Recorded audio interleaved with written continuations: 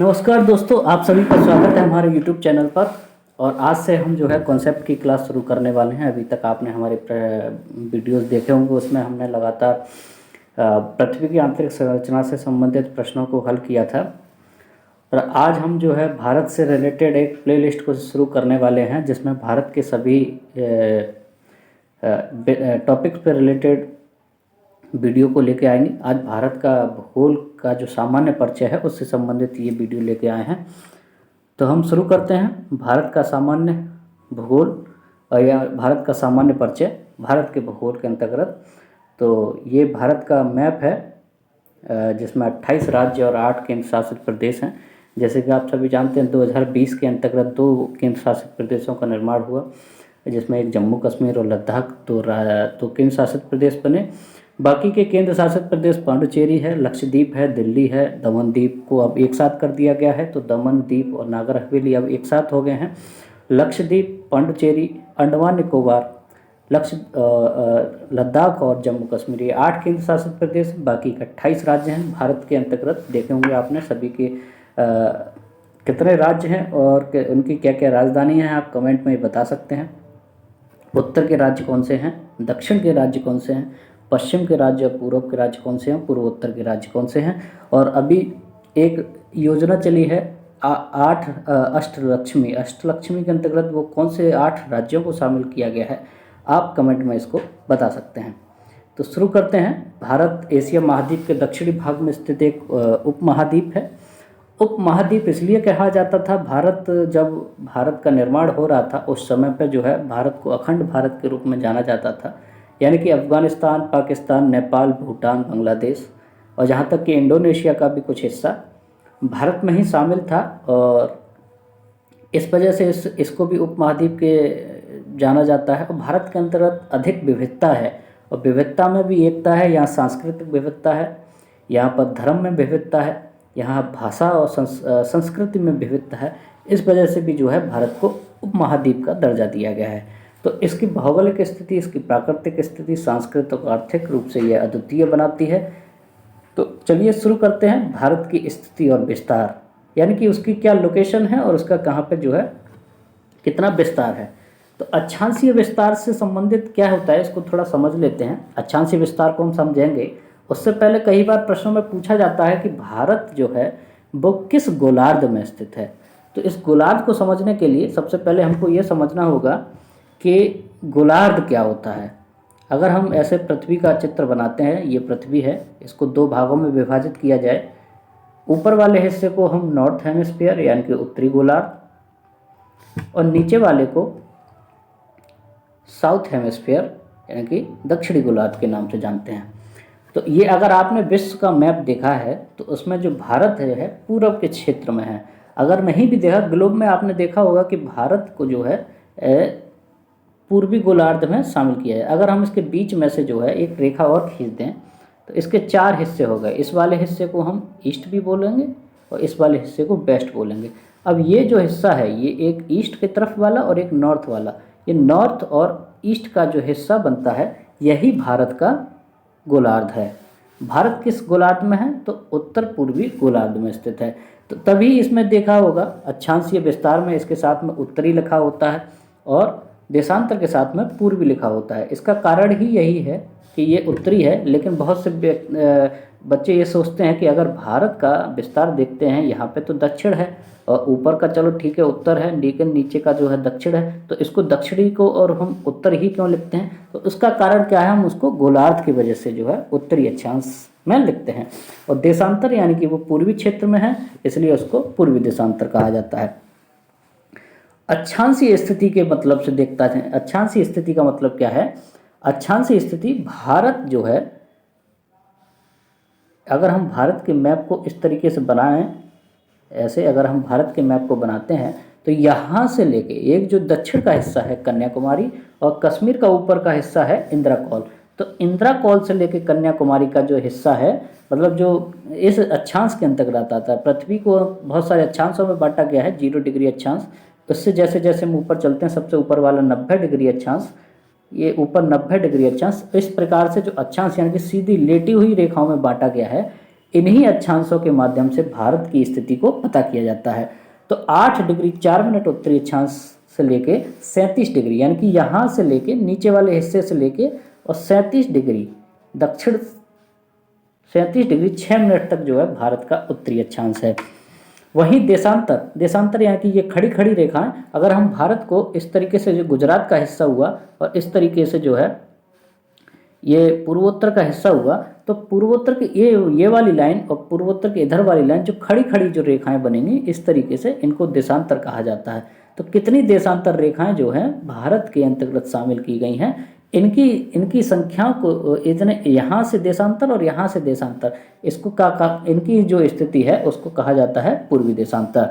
तो भारत की जो देशांतर स्थिति है वो 68/7 पूर्वी देशांतर से, पूर्वी देशांतर का मतलब यहाँ पे ये गुजरात की तरफ से है, और जो 97/25 जो है ये अरुणाचल प्रदेश की तरफ से है, और ये 8 डिग्री उत्तरी ये दक्षिण के मुख्य भूमि यानी कि कन्याकुमारी से है, और 37 जो है वो कश्मीर के जम्मू कश्मीर के इंदिरा कॉल से संबंधित है।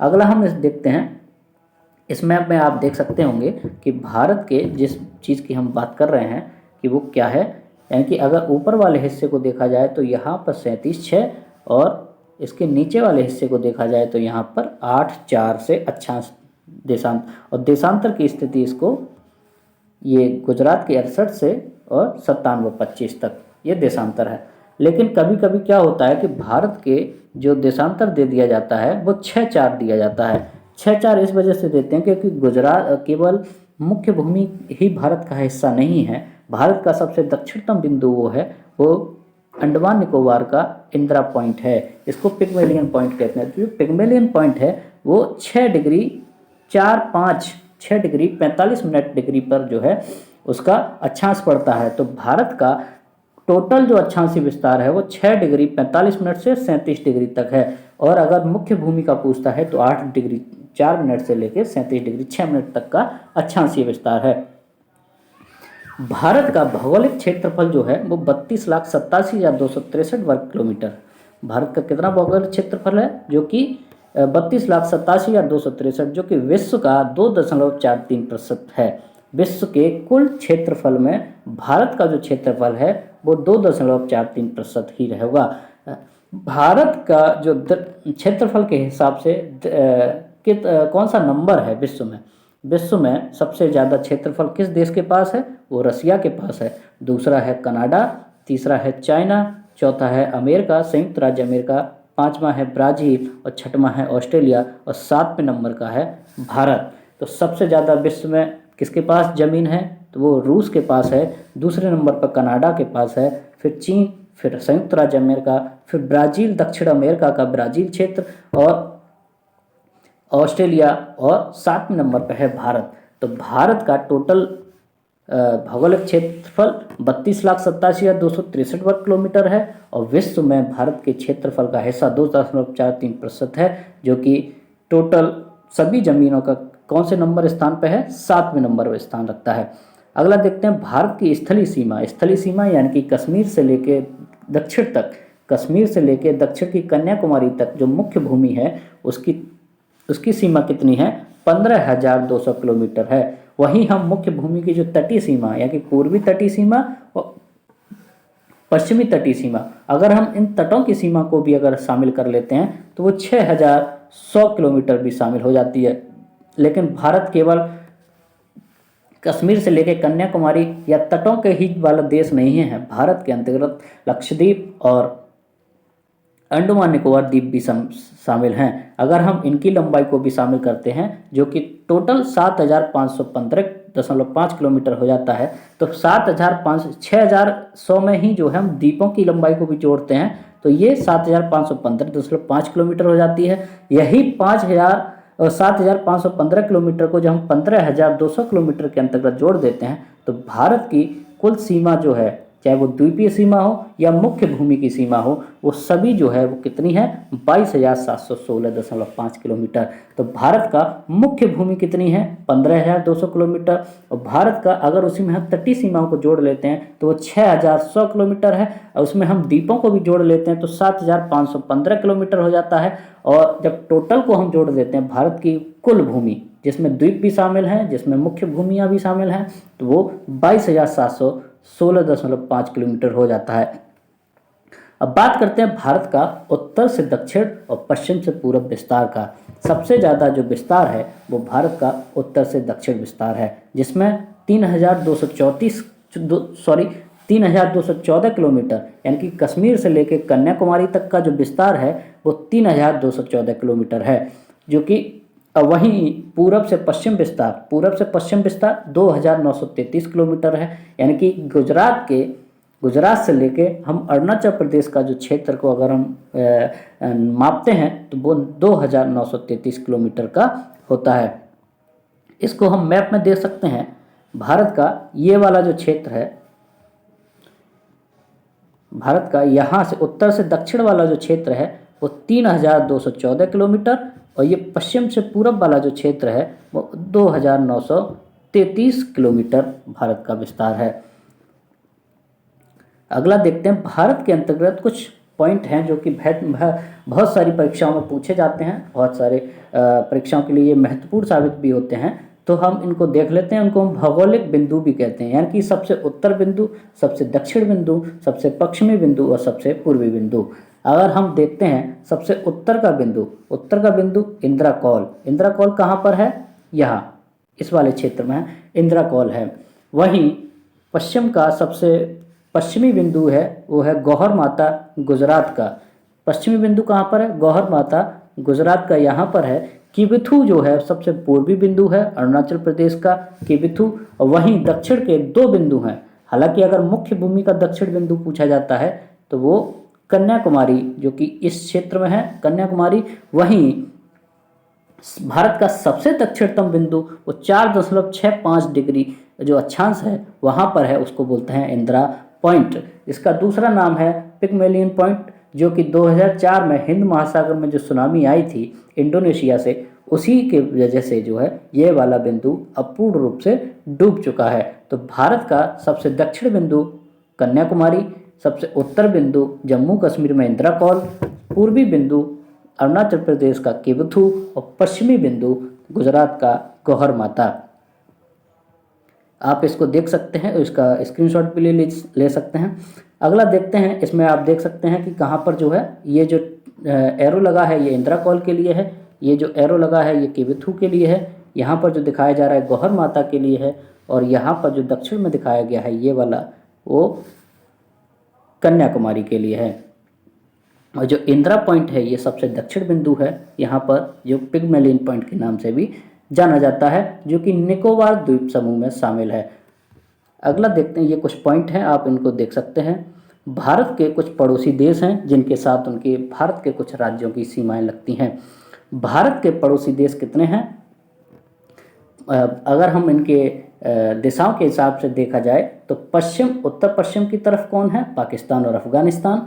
पूरब की तरफ है हमारा म्यांमार, उत्तर पूर्व की तरफ है चाइना और नेपाल, और पूरब की तरफ जो है वो है बांग्लादेश। तो भारत का सबसे अधिक विस्तार वाला, यानी कि भारत का जिसमें सबसे कौन सा देश है जिसकी सबसे ज़्यादा भारत के साथ सीमा लगती है वो है बांग्लादेश। हालांकि अभी बांग्लादेश जो है काफ़ी सुर्खियों में रहा है। ये वही बांग्लादेश जिसकी सीमा भारत के साथ सबसे ज़्यादा लगती है, और सबसे कम जो सीमा लगती है वो अफ़गानिस्तान की 106 किलोमीटर लगती है। आप इनके कितने राज्य हैं उनकी संख्याओं को भी देख सकते हैं कि किस देश से कितनी राज्यों की संख्या लगती है। लगभग सभी देश हैं, जिसमें से 3 देश 1, 2, 3 और 4 देश जो हैं जिनके साथ 5 राज्यों की सीमा लगती है, और 2 देशों के साथ 4 राज्यों की सीमा लगती है, और एकमात्र ऐसा देश है जिसके साथ 1 राज्य की सीमा लगती है। असल में वो राज्य नहीं, अब वो केंद्र शासित प्रदेश है। तो वो किस केंद्र शासित प्रदेश के साथ भारत के पड़ोसी देश की सीमा लगती है? तो वो लद्दाख के साथ अफगानिस्तान की लगती है। वहीं हम बांग्लादेश की बात करते हैं। हम इसको एक मैप के जरिए देखेंगे, आप इनकी जो है लंबाइयों को याद कर सकते हैं, और इनके जो दिए हुए हैं इनको हम देख सकते हैं। हम इस मैप के जरिए से देखेंगे किस राज्य की किसके साथ सीमा लगती है।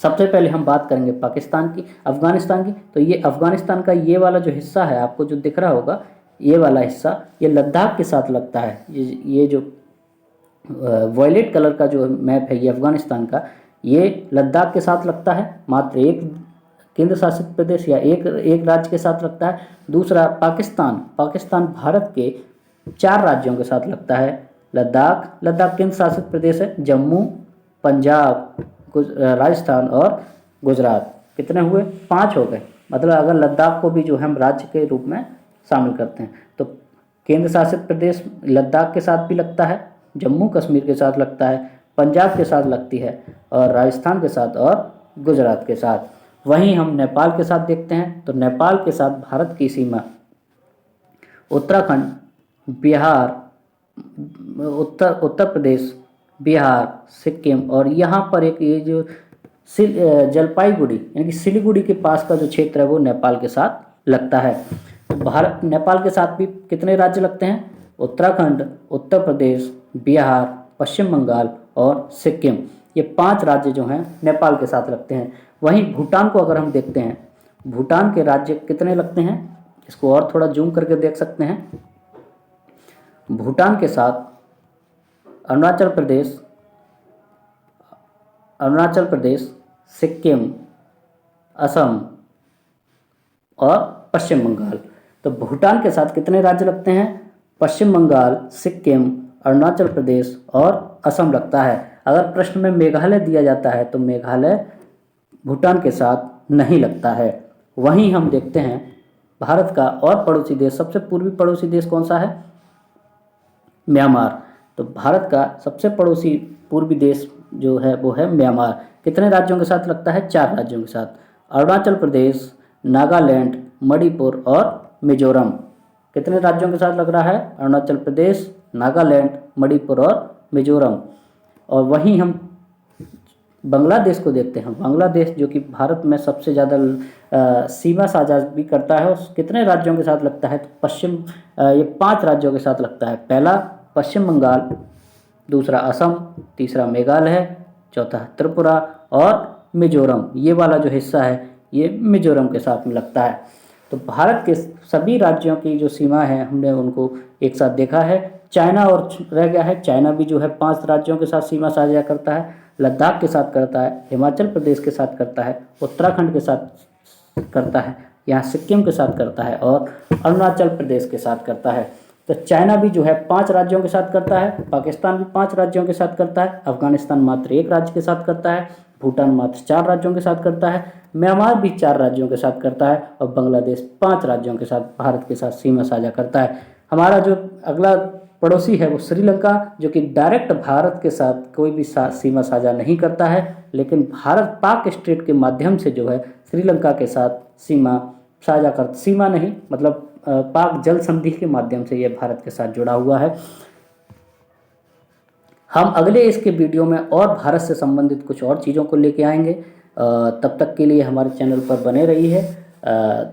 हमारे अभी आए हैं तो उसको सब्सक्राइब करिए, कमेंट करिए, शेयर करिए। अगर आपको किसी और इस PDF को चाहते हैं तो कमेंट करिए और चैनल पे आए हैं तो सब्सक्राइब करिए। धन्यवाद।